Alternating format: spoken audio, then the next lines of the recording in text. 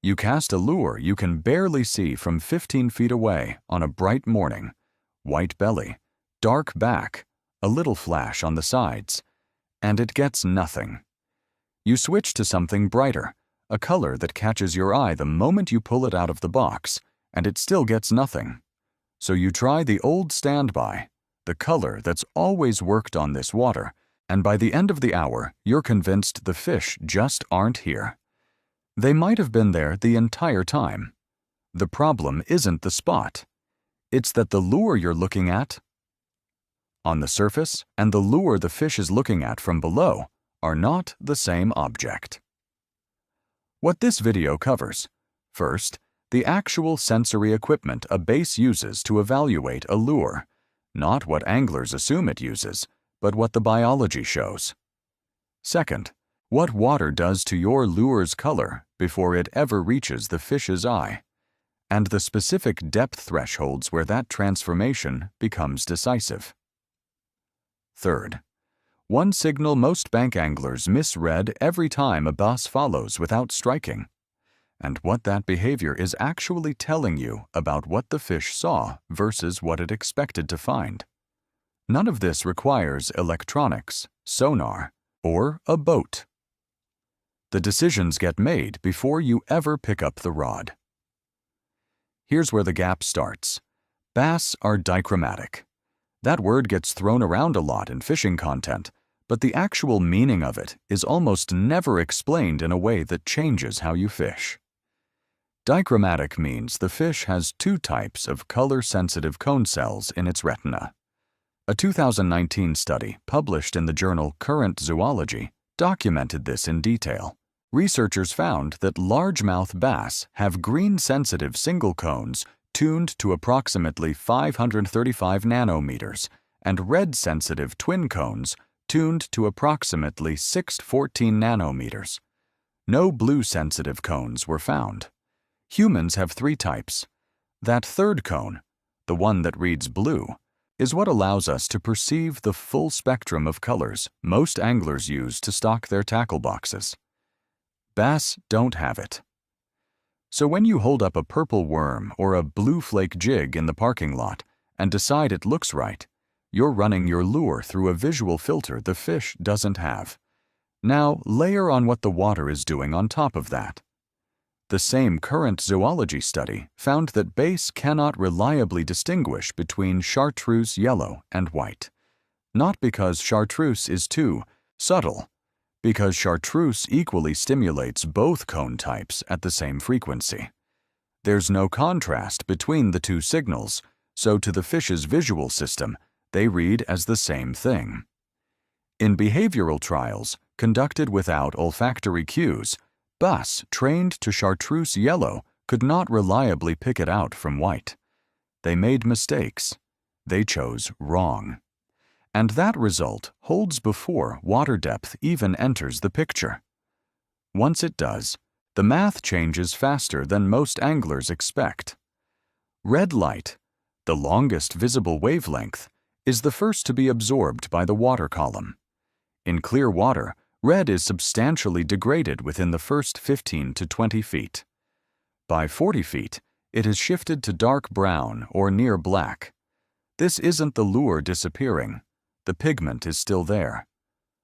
What's gone is the light required to make that pigment appear red. At 10 feet in clear water, a red crankbait looks orange to whatever has eyes down there. At 20 feet, it's closer to rust or dark brown. That matters less for shallow bank fishing, but even a cast that drops a lure to 8 or 10 feet on a steep bank puts you inside the zone where red's behavior starts shifting. Orange and yellow follow in sequence. Green survives considerably longer, and blue wavelengths penetrate deepest. That sequence, red, orange, yellow, green, blue, is the order in which colors lose their identity as you go down. The practical implication: the angler who's staring at a red worm in bright sunlight and thinking, "This is going to look like a crawfish," is working from a mental picture that the water is actively dismantling. Now here's what all of that means when you're standing on a bank, looking at a single piece of structure. Take a fallen tree in the water, one trunk running parallel to the bank, with branches fanning into the shallows on the near side and dropping into darker water on the far edge.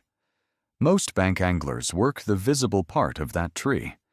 They pitch to where they can see the branches, where it looks like a fish should be sitting, and they fish the section of structure that the water has made legible to them. That's usually the shallowest end, with the most light penetration and the most color fidelity, which is also, often, not where the fish is. A bass holding on a piece of structure like a fallen tree isn't using the branches for scenery. It's using the structure for what it does to water movement and food delivery. The shaded side of a trunk, the underside, or the face pointing away from the sun, is where a bass positions as an ambush feeder. It can see out into the lit water. The prey moving through lit water can't see into the dark. When you cast to the bright, visible end of that tree and work the lure through open water back toward shore, you're moving the presentation through the lit zone, away from the fish, in the direction the fish least expects food to come from. A bass following from the darker edge out toward your lure is moving away from its holding position to investigate. It's curious, not committed.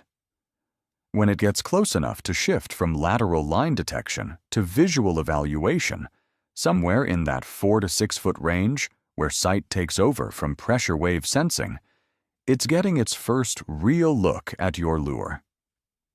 What it sees at that point depends on what wavelengths still exist at that depth, filtered through dichromatic vision.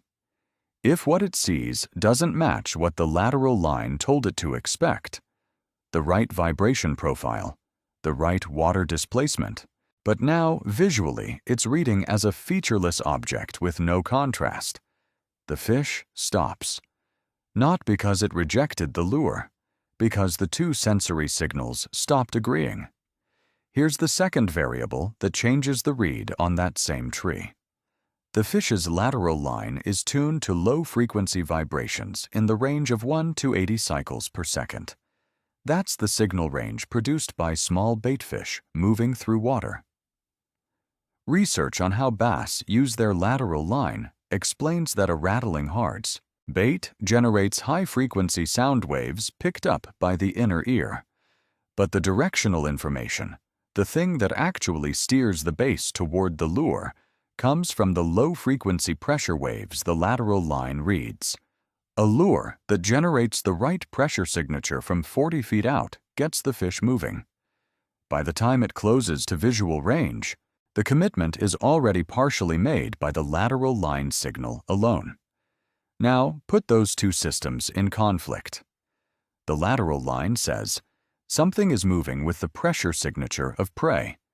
The eye says, the object arriving is the wrong contrast for what's around it, or it's reading as a color that doesn't exist at this depth.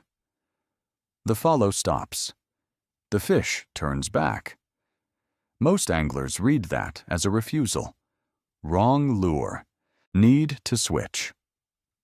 The actual read is more specific. The lure triggered approach behavior successfully, but couldn't close the deal visually once the fish got in range. That's a presentation problem, not a color problem in the way the word color is usually understood. The fix isn't swapping to a different color in the same family. It's asking a different question. On that same fallen tree, the question isn't what color looks best from above the water. The question is, at the depth where the fish is holding, which wavelengths still survive, and does my lure produce enough contrast against whatever is behind it from the fish's visual angle? A bass looking up at a topwater lure in low light sees a silhouette against the underside of the surface. The brightest thing in its visual field at that moment is the sky reflected off the surface above it. A dark lure against that backlit surface produces maximum contrast. A light-colored lure against the same background washes out into the brightness. That's why the advice to use dark topwaters in low light has worked for so long, not because bass have a preference for dark colors, but because the physics of light and the geometry of where the base is looking makes dark the highest contrast option at that moment. The same logic applies at depth, but the geometry reverses. At depth, the dominant light is coming from above. A bass looking horizontally at a lure along a fallen trunk sees the lure against whatever the background is, lighter water toward the surface, or structure behind the lure.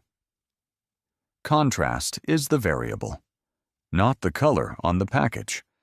The third thing you need in your read is what turbidity does to all of this. In stained or muddy water, the color filtration that depth causes at the surface happens faster and shallower. Red can be effectively gone within 5 or 6 feet in heavily stained water. The window where any specific color is doing what you think it's doing shrinks dramatically. A study published in the North American Journal of Fisheries Management found that lure-specific color did not significantly influence catch rates for largemouth bass under consistent water clarity conditions, but that brightly colored lures tended to attract larger fish than natural colored ones, suggesting contrast against background is doing the work that color specificity gets credit for. In turbid conditions, the bass's visual system deprioritizes color detail. It can't gather enough chromatic information to make fine distinctions anyway. What takes over is contrast, silhouette, and lateral line input. A black or dark lure in muddy water creates a defined shape against whatever ambient light filters through. A natural color in the same water produces almost no contrast, which reads to the fish as something indistinct that doesn't need to be pursued. The takeaway isn't that color doesn't matter. It's that color choice is a proxy for contrast. And contrast is what the fish is actually responding to, filtered through a visual system that sees red and green clearly, treats chartreuse and white as near identical, and can't see blue as a distinct color at all. Now go back to the follow that stopped. The fish closed to visual range and turned around. What it's telling you in that moment has nothing to do with the lure being the wrong size or the presentation being too fast. The lateral line work was already done. What the fish communicated at that final distance is that the visual signal was off relative to what the approach behavior had predicted. That gap between what the lateral line recruited and what the eye confirmed is where most lure decisions actually fail. The solution is to work backward from the fish's biology. At the depth the lure is running, which colors still exist? Against the background where the fish is positioned, does the lure produce a readable silhouette? Does the lure's profile produce pressure waves in the frequency range the lateral line is tuned to detect? Those 3 questions, in that order, are the actual decision tree behind a lure selection that holds up in the field. Not the color that caught your eye at the register, not the shade that matched the water last time. The biology first read, applied to where the fish is, at the depth it's sitting, against the background it's looking from. If this is the kind of fishing content that changes how you think before you cast, there's a next one here that'll be worth your time.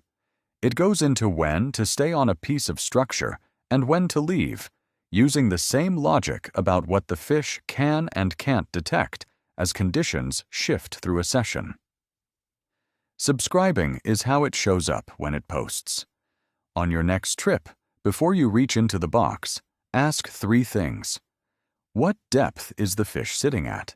And which wavelengths survive that depth based on how clear the water is? What is behind the lure from the fish's visual angle? Open water, structure, bottom. And does your lure contrast against